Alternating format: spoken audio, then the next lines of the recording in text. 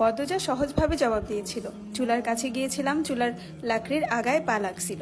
কথাটা পদ্মজা সাজিয়ে রেখেছিল, সাথে অনেক যুক্তি, তাই মিথ্যে বলতে একটুও কাঁপেনি।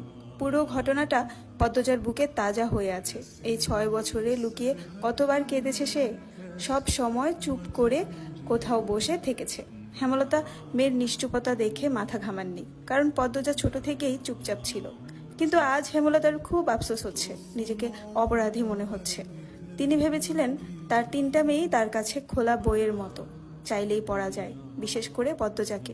বাড়ির পিছনের নদীর বুক দিয়ে তরতর করে যাওয়া স্বচ্ছ টলতলে পানির মতো মনে হতো, যার জীবনে অস্বচ্ছ বলতে কিছুই নেই, সবই সাদামাটা, সহজ সরল। অথচ পদ্মজার জীবনের কত বড় দাগ জলজল করে জ্বলছে, কত বড় ঘটনা লুকিয়েছিল। মেয়েরা কথা লুকিয়ে রাখার সীমাহীন ক্ষমতা নিয়ে জন্মায়। কথাটি নিজের মেয়ের ক্ষেত্রে মাথায় আসেননি।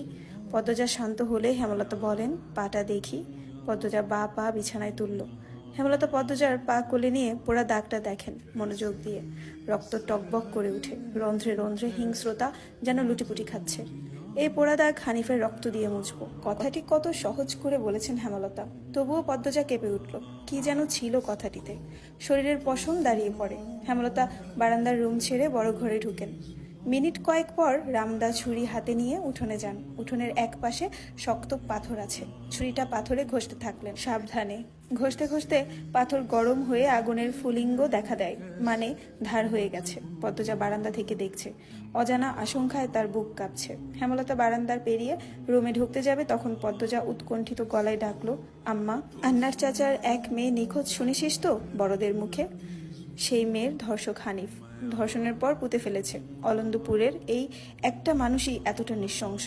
আমি তখন ঢাকা পড়তাম, বাড়ি এসে জানতে পারি ঘটনা। আম্মার অনুরোধ আর কান্নায় আমি সেদিন মুখ খুলিনি। এত বড় পাপ চেপে যাই, সেই শাস্তি আমি ধীরে ধীরে পাচ্ছিলাম। আজ পুরোপুরি পেয়ে গেলাম, আমার পাপের শাস্তি শেষ হয়েছে। হেমলতা কথা শেষ করে জায়গা ত্যাগ করলেন। কি ধারালো প্রতিটি বাক্য! হেমলতার মুখ দিয়ে যেন আগুনের ফুলিঙ্গ বের হচ্ছে। পদ্মজার মস্তিষ্ক শূন্য হয়ে পড়ে। আবা, স্কুলে যাবা না? পূর্ণা পদ্মজাকে জিজ্ঞাসা করলো। যাব। তাড়াতাড়ি করো।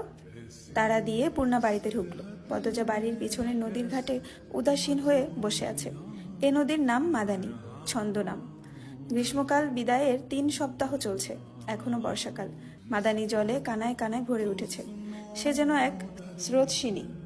ঘোলা জলের একটানা স্রোত বয়ে যায় সাগরের দিকে। উজান থেকে ভেসে আসছে ঘন সবুজ কচুরিপানা। পদ্মজার এই দৃশ্য দেখতে বেশ লাগে। নিষ্পলক চোখে তাকিয়ে আছে মাদানী নদীর স্বচ্ছ জলের দিকে। মাদানীর বুকের উপর দিয়ে একটা লঞ্চ যাচ্ছে।